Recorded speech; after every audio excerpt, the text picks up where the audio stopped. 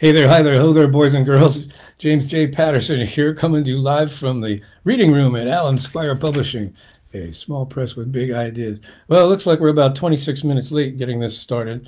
It seems that browsers suddenly didn't like me anymore, and so now maybe they do. We're going to read a couple of things today. One is from a book I've read maybe 7 times, 6 times. A lot of people might run screaming from the room when you see this, so remain seated and try to remain calm.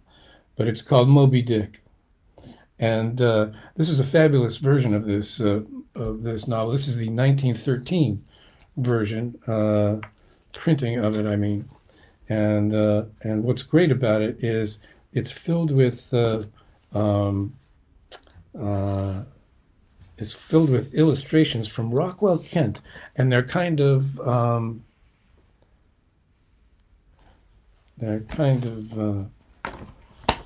Deco, you know, and I just loved it. This is a book that cries out for illustration because it's a bit dense and it's a little bit of a read. Well, it takes you a little while to get into the musicality of his prose. Once you do, it's one of the most satisfying things ever. And I'm going to read just little snippets from it because I'm going to follow that up with, and I'm a little discombobulated here because we had technical difficulty just when I was starting, and I was all ready and then I wasn't, right? But I'm going to read a little preamble from Moby Dick, and then I'm going to read from a book I very rarely read from live, and that's a book I wrote with Quinn O'Connell Jr. It's called Roughnecks, and the byline of it is, "In a world where nothing's sacred, only blood is true." I wrote a song about that, and I never recorded it. But anyway, this book was illustrated and by Jack Braun. And when I knew I was kind of using Moby Dick as kind of a shadow example of how I was going to tackle Roughnecks, I got this guy Jack Braun over in England, and he did a wide variety of terrific illustrations for it, and I'm really proud of that. But anyway, so Roughnecks takes place in the Montana Hellengone in the 70s and 80s, and an old high school chum, grade school chum, showed up at my door one day in 1981 or 82 and said, "I've just been somewhere incredible. I've had an incredible experience, and I want you to write a book about it." And it's about a young man who's a young vice president at a big East Coast bank, and he gets some intel on something that the bank is doing behind his back and in his name, and he has a moral crisis, and so he sells everything he owns. He buys a Jeep, CJ ragtop, brown, big old Jeep, and he puts everything he owns in it, and he leaves, and he goes out to the Dakotas, out to Wyoming, Montana, and he ends up throwing chain on an oil rig, and which is about as dangerous a job as you can imagine. They're human cogs in a machine, those guys. And anyway, so he said, "You're a writer, and you're going to write this book." Well, it took 30 years. It took 8 years beginning to end, but who's got 8 years when you're 27 years old to spend working on a book? I sure didn't. And so he said, "You're coming with me." So he took me out to Montana, and now I was a little guy with long hair, and he said, "Stop bathing, stop shaving, don't wash your hair," and he put me in a wool shirt in the middle of summer, and he said, "I don't want them seeing your small arms. I want anything. And don't talk to anybody. The minute you throw a 3-syllable word at these guys, they're going to know you're the enemy." And so we went from rig to rig, and these rigs are maybe 40 miles off the road. And the only way you can get to them is by following the tracks of all the water haulers and trailers and tractors and everything that have gone up to create this oil rig out in the middle of nowhere. It was a hairy adventure. And so we did that for 2 weeks. And in the 2-week period we were there were 64 maimings and fatalities on the rigs in the area. So it tells you how dangerous it is. So we came back, and I had all my notes, and then it wasn't long before I went back out by myself, and I sat on the buttes and on the hills and in the bars, and I wrote descriptions of everything, and then I had a career, and then I went back out there and interviewed a whole lot of people. And anyway, it took forever. But when we first started working on Roughnecks, I thought, God, this is going to sound like a big Russian novel. But then when I got out there, I thought, no, this is not a Russian novel. This is, the prairie is like the ocean, with big rolling hills, no trees at all. And big rolling hills, all about the same size, kind of like ocean waves would be. And an oil rig was kind of like a boat. It had its own power source and crews, and its own mission to perform. And that mission, of course, was to find oil. And that's what the whalers were doing, too. So I had read Moby Dick in college. I had longed all my life to take a college-level literature course. And when I did, the woman proudly announced to my freshman class that we're going to spend the entire semester on a novel called Moby Dick. And I thought, a whole semester on one book? And this one? Greatest academic experience I ever had. All right. So there are some parallels in Roughnecks to Moby Dick. Not a lot. If you're real familiar with Moby Dick, you'll see a few allusions here and there and this and that. Queequeg was my favorite character in Moby Dick. He's one of my favorite all-time literary figures. So there's a character kind of loosely modeled after good old Queequeg, but he doesn't show up till nearly the end of the book, whereas Queequeg shows up in the beginning. But let me tell you a little bit about Queequeg. Queequeg was a native of Cocovoco, an island far away to the west and south. It is not down on any map. True places never are. Is it Melville something? Let me tell you a little more about Queequeg. He's now sharing a room at the Spouter Inn with good old Ishmael, and this is what Ishmael has to say about that. With much interest, I sat watching Queequeg, savage though he was, and hideously marred about the face, at least to my taste. His countenance yet had a something in it which was by no means disagreeable. You cannot hide a soul.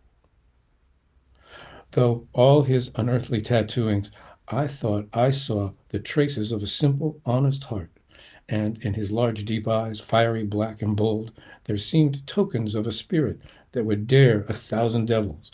And besides all this, there was a certain lofty bearing about the pagan, which even his uncouthness could not altogether maim.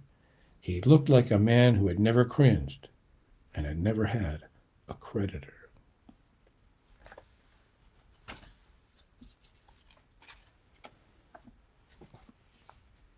For all his tattooings, he was on the whole a clean, comely-looking cannibal. What's all the fuss I've been making about, thought I to myself. The man's a human being just as I am, and he has just as much reason to fear me as I have to be afraid of him. Better sleep with a sober cannibal than a drunken Christian.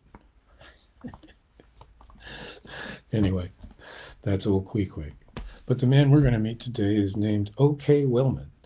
O.K. because he's from Oklahoma, and he has some native heritage.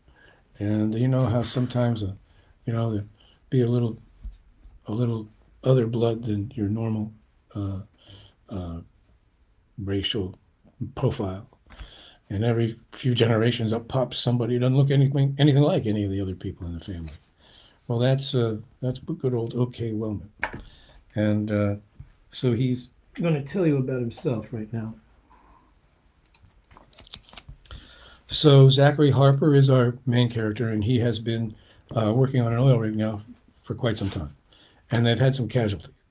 And they have needed replacements, but they can't find any because they're so far in the outback that they can't get anybody qualified. So the boys get on the phone and they call O.K. Wellman from Oklahoma, who's experienced on the rigs, and they fly him out to Rapid City. And our hero, Zachary Harper, has gone to pick him up. He's going to take him back with him. And he's going to join their adventure. Now, OK. Wellman is a strange cat. Uh, uh, he's got some Native American blood in him, and he really feels it. And he has visions and precognitive dreams, and uh, uh, an amazing guy, and he kind of brings a spiritual entity to the story. Another problem I had with Roughnecks, and this is how I met my wife, Rose Solari, was it was a really male story. And I thought, there's got to be a female presence here. And so I created some characters and threw them in there. And I was taking a night class, writing class, because for a project like this, I needed all the advice I could get. And I said, listen, I need to get a feminine element into this story about all these guys. And the only thing I can think of is the female nature deities that all of the natives worshipped in this part of the world. And I said, do you know anybody that's up to date on that stuff? And they said, yeah, there's a woman named Rose Solari. She's a poet, and she's all about it. I said, you got to be kidding. And so they said, well, I'll introduce you to her. Her class ends at 10 o'clock, so be here when her class gets out. Well, there was this wonderful old poet that taught at the Writers' Center, and her name was Anne Darr. And she was famous for being one of the few female fighter pilots in World War II. And when she came in flowing capes and big berets, and she was in her 80s.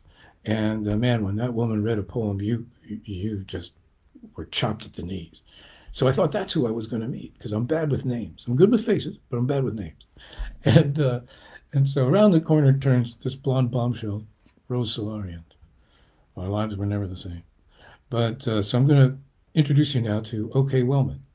And OK is going to take our hero, Zachary Harper, on a spiritual journey. And here we go. Sometimes I just need to get back out to big country. You know what I mean? Oh, yeah, said Zachary Harper. We're all just a bunch of bulls trying to escape our own private china closets. The bright morning sun made their eyes squint. Seriously, dude, sometimes just walking down a city street, I get the temptation to reach out and smack every horse's ass I see right across the face. And they're fucking everywhere. I want to swat every pretty girl I see right on her big, beautiful, fat ass and go take a joyride in the most expensive car in town. Trust me, when I start itching like that, it's time to get back to the oil field, or at least back out here to some place like this where I'm not liable to break anything. The farther away from civilization, the better. Scobie, Montana sounds perfect. As they reached the Jeep, Zach fished his keys out of his denim jacket pocket. OK stopped in his tracks. Whoa! What the fuck? He gasped with disbelief. Is this your outfit? The Jeep? Yeah. Zach was nonplussed. Well, this may sound a little crazy, but I've seen this Jeep about 20 times in my dreams lately. No shit. What do you call it? Deja vu? No, what do you call the Jeep? Oh, well, I guess I'd call it the Jeep. Zach laughed, and they tossed OK's duffel bags into the back and climbed inside. Now, no, you were calling it something else. It'll come to me. Damn. As Zach fired her up, OK suggested they continue into town and pick up a few things. Yeah, I was born in Oklahoma City, but I was raised just north of here in Belle Fourche. OK volunteered on their way into Rapid. But my great-great-grandfather was either Cheyenne or purebred Lakota. My great-great-grandfather was a white man, an Indian trader. They say he specialized in hoops and hats, would make them for food, pelts, and peaceful passage. I kind of gotta love the idea that all those Indians riding around Buffalo country wearing Wellman hats. Well, hey, maybe you should learn the trade. Every man is always out looking for the perfect lid, Zach enthused. Wellman's Black Hills chapeaus. They both laughed. Well, anyway, I was just back to Kansas City to visit my old grandma. She gave me a pouch of tobacco and personal trinkets to take up to Bear Butte. So once we're underway, if you don't mind, we'll take a little jog up that way. You'll probably dig it. In town, they pulled into the Army-Navy store, and Wellman got himself a big, heavy winter coat and a sleeping bag, a knife, a canteen, gloves, a Zippo lighter with the fluid to fuel it, among other things.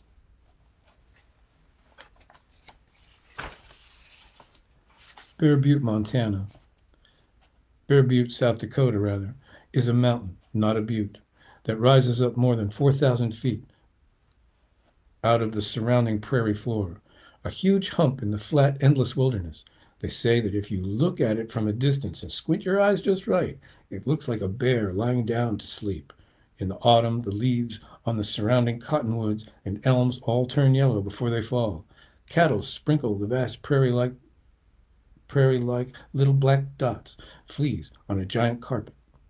As they passed through Sturgis, Zach saw Halloween cobwebs and spiders and paper witches festooned on picket fences and real jack-o'-lanterns on front porches. He realized he had utterly lost track of the calendar, his sole attention in that regard focusing on days on, days off, and marking the slow descent of the mercury as each day got a little colder and a whole lot shorter. Some assholes are always trying to build something at the base of the mountain, O'Kay said with disgust as they approached from afar. White men have always been willing to destroy anything for short-term commercial interest. A giant parking lot, how does that song go? Now they want an amusement park, or some shit like that to draw even more bikers and spectators. They'd spoil this for everyone year-round just to sell a little more booze and bullshit for a long weekend in the summer. The folks who actually give a shit can only win those battles every so often. The developers will get their way eventually. Don't ever take anything for granted. O'Kay sighed. They wound their way up the drive to a small parking area partway up the mountain. So do you consider yourself native? Zachary asked. Not at all. Would never presume to be. No, I'm a white man, O'Kay said thoughtfully, and his black eyes scanned the familiar horizon. But I feel the blood. I really do. It boils up in me sometimes. I can't contain it. So it doesn't matter to me, Cheyenne or Lakota. I think it's stronger in me than in most of my kin. Almost all of them are fair. Granny says I'm the first man in the clan to come out with anything like Indian features. She had an aunt, they say, whose hair was dark as a crow. What draws me is the spirit, the oneness to nature, the being part of everything. That's what I feel really strong all time. They got out of the Jeep and walked to the edge of the first hill. Look over there, O'Kay pointed. People were moving slowly, reverently, about over the face of the mountain. Some were stooped over, fixing small, colorful ribbons to the low branches and scrub-like plants, or little bags, or what looked like broken mirror glass and colorful beads, affixing them to spindly trees. It's a religious thing. They come here to this holy place, like Mecca, to pray, to give, or to add their own artifacts or gifts, to commune with the great mystery. Are you a religious man, Zach? Not really. I was raised Catholic. And twisted off a while back? Pretty much. Although I think that opened my soul to greater possibilities, if that makes any sense. Well, sure it does. You're no stranger to ritual, then. At least. No stranger at all. Zach was watching as the Indians moved about the mountain. O'Kay dropped a heavy arm about Zach's shoulder and gave him a friendly jerk to his massive body, hugging him close for a moment. It was an oddly familial gesture. So what we call the Great Spirit is really a Christian translation because Christians have to turn their gods into people, rich feudal lords and such. But a more accurate translation of what folks call Wakantanka isn't Great Spirit, but Great Mystery. Doesn't that make more sense? Certainly. If you let it, you can get this territory in your blood, and I'm sure of that. Well, a lot of blood ran hot and spilled freely here. There is no way you couldn't sense it one way or another. O'Kay's arm returned to Zach's shoulder as he pointed with the other. Okay, do you see that little bald mound at the top of that little hill about 50 yards off? Yes. Well, that's a famous place called Teaching Hill. It's where Crazy Horse and many other wise men stood and spoke to the many nations that would gather here for prayer and for counsel. You could say that to the Indians, it's kind of like seeing where Jesus gave his Sermon on the Mount. The ancestors of the Kiowas, Mandan, Arikara, Sioux, Cheyenne, and who knows how many others, came here seeking visions and to pray. It's where they all decided that the white man's incursion into their territory would stop at the Black Hills, live or die. Little Bighorn wasn't long after. So anyway, Zach, I'm going to climb this mountain, and I'm going to tie Grandma's pouch up at the top It might take a while. You can roll back into town for a spell and come get me later if you prefer, but I'd be honored if you'd join me." And Zachary Harper looked into William O.K. Wellman's dark eyes and said, "The honor would be mine." "You're cool, Zach. I see now why Archer picked you. Okay, let's grab some stuff from the Jeep. The Park Service rangers don't come here much, but they let the worshippers be. But just in case," with a thick, long finger, OK wrote the word Tatanka in big letters in the dirt on the hood of the Jeep. "I christen this Jeep Tatanka, Zachary's mighty buffalo spirit. That's the word I was looking for, man." OK Wellman laughed. "That's what it was. In the dreams, we were calling your rig Tatanka. Hot damn." OK grabbed the bag of sandwiches and his leather bag. Zach grabbed the water jug, and OK unrolled his sleeping bag and draped it over his massive shoulders, saying, "It can get cold up there, Zach." Zach grabbed his and did the same. It took more than an hour for the two men to follow the narrow, winding path up the mountain, but when they reached the top, it was easy to see why such a place might be described in mystical terms. The view was astonishing in that the land below was flat as a tabletop, extending out in all directions. How far can the human eye see? 100 miles before the natural curve of the earth creates a true horizon? From up here, I'd say 200 or 300 miles, OK guessed.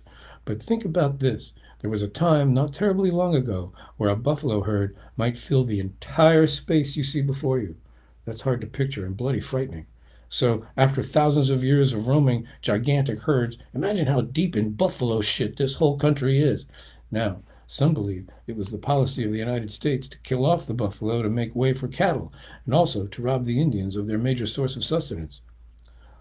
"Look," Zachary pointed east. "You can already see night approaching." It was as though, very far off, a heavy black line was drawn precisely across the land, and behind it a blackness that was all-encompassing. They stood and watched for several minutes. OK then set about picking up rocks and strolling about the top of the mountain, placing them here and there. "We must keep facing east as we pray," Wellman said, while placing one rock, then another, as it appeared he was making a rather loosely defined circle around them both. "And what type of prayers are we into here?" "For me, prayers are always of thanks.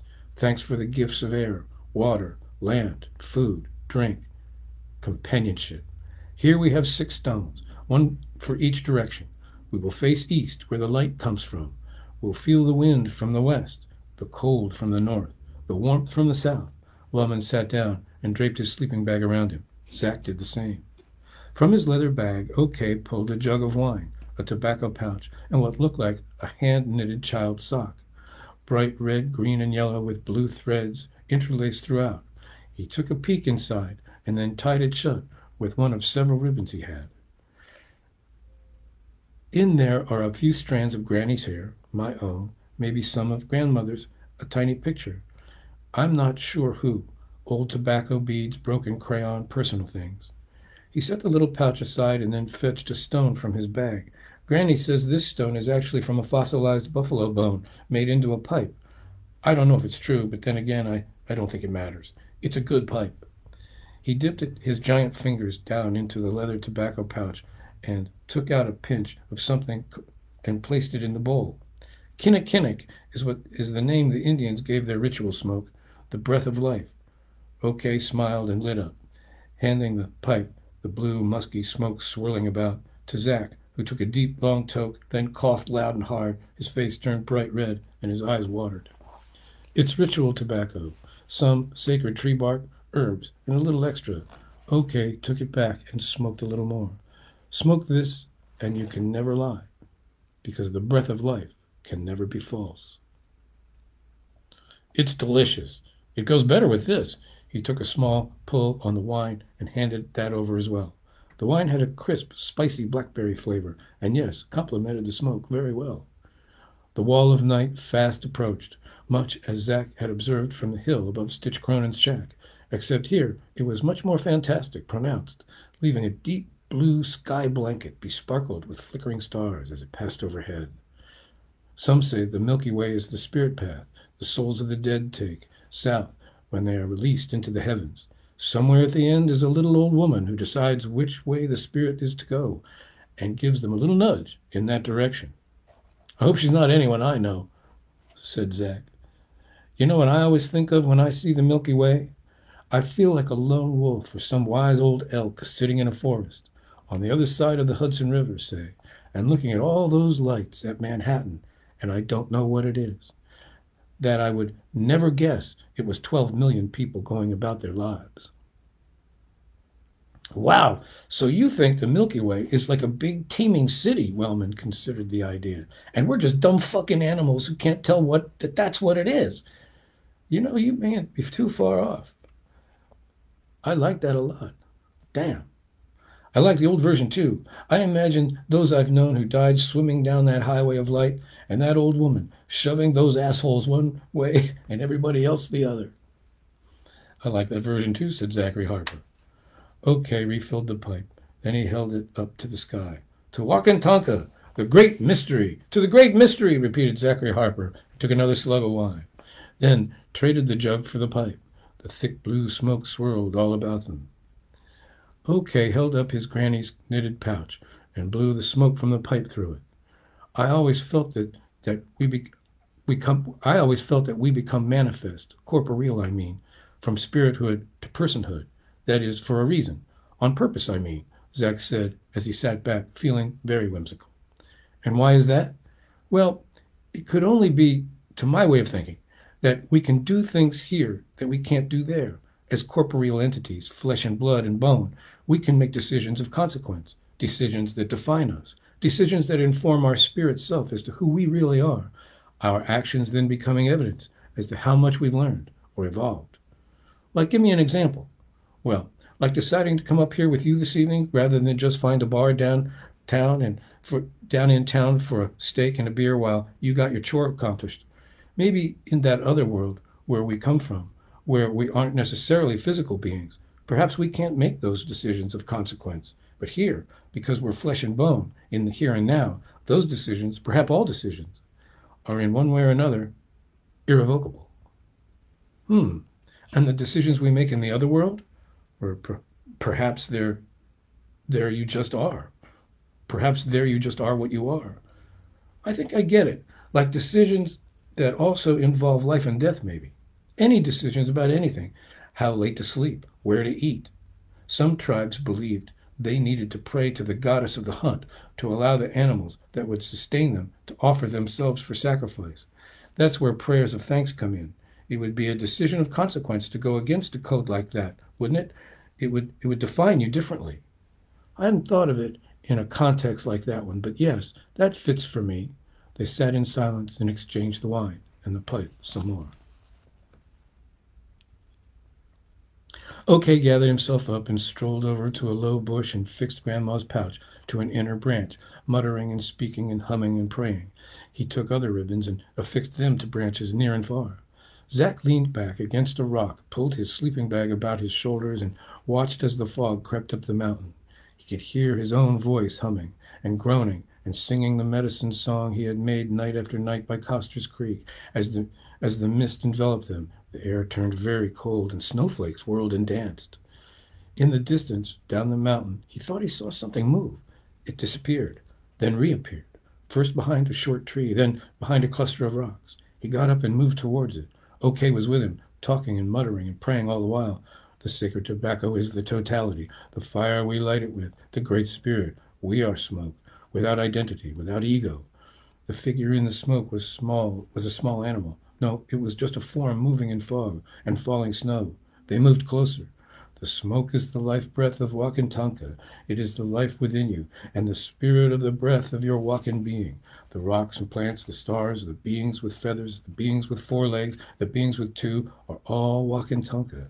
OK's face was long and his eyes big, and he blew smoke from the pipe into Zach's face. He put his mouth over the burning bowl and blew the smoke directly into Zach's mouth.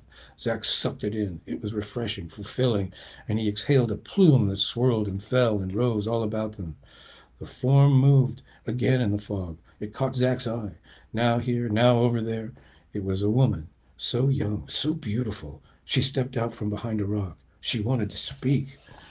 She was reaching, holding something out to Zach, her sacred smoke dissipating. The snow and the fog formed into many shapes. Purification, expansion, union, Wellman was muttering. Zachary turned to the sound of Okay's voice. He handed Zach the pipe. He smoked, blew the smoke into Wellman's face. They were sitting side by side, wrapped in their sleeping bags. The fog swirled, the snow fell. She appeared in front of Zach once more and stepped close, and he handed her Okay's pipe. He wanted it back, and she was gone. He wandered the fog-draped mountaintop in search of her. Coming up the lonely path toward him, he saw a large animal. A buffalo? It stopped, sat back on its haunches the way a large dog might, blocking his way. The snow and fog turned it slowly white, until all was white, until it was covered over, until it, too, was gone. When Zach awoke, he was lying on his side, wrapped in his sleeping bag. Okay, Wellman was sleeping behind him, wrapped in his sleeping bag, huddled together for warmth, for protection. Zach was small in Wellman's powerful arms. I lost his pipe, Zach thought in panic. He pulled free and reached about, looking for it, looking for her. Hey, partner, what are you doing? Wellman said into his ear. I lost your pipe. I'm so sorry. The air was clear. The night was cold. There was no fog, no snow. Wellman dug around and found the pipe. It's right here. They picked up their gear and made it down the mountain path. They took a long, circuitous route that came to many endings, overlooking a cliff or stony precipice, each with its own new perspective on the surrounding scene, a different position beneath the stars. Zach thought he saw her again, but no, it was just another wisp of smoke. They sat and watched and breathed, in and out. Eventually, they found themselves looking once again at Teaching Hill. Everything painted a dark, brilliant silver and blue under the late rising moon.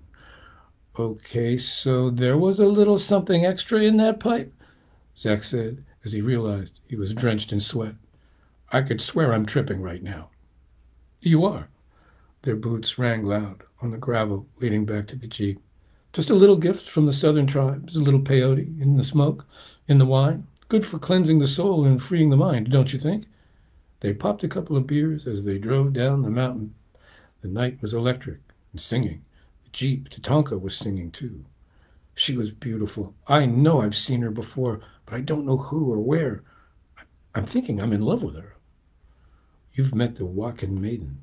Okay, laughed. Of course you're in love with her. You always will be. Did she bring you anything? Did she bring you a pipe? No, as a matter of fact, she wanted yours, and I gave it to her, and she wouldn't give it back. I'd hate to think what might have happened had you refused. Man, a decision of consequence, wouldn't you say? Yes, sir. All that and a white buffalo, too? Well, it was covered with snow.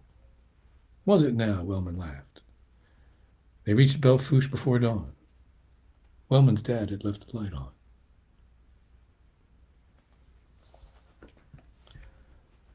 So a lot of adventures happen in this book. And I'm just going to show you a few of these pictures because Jack Braham did the drawings for this book. Is just wonderful. That's a character named Marty, and he's in the tower. He's the tower guy, and he has some adventures up there too. Anyway, that's me for today. I wanted to say thanks for coming by, and I'm sorry about the delay and all that stuff. But you can watch these over and over again on Facebook, or you can go to AlanSquirePublishing.com, and they're all there. I think they're on YouTube too. You can find them there. So that's us all over the place. We got a big sale on. Don't forget Rose Solari at 4 o'clock on Wednesday, if her brother doesn't mess her up. And what else am I supposed to talk about? Anyway, like and share this stuff if you can. It'd be a big help to us, you know. We need to get some numbers up, and that's not a bad thing.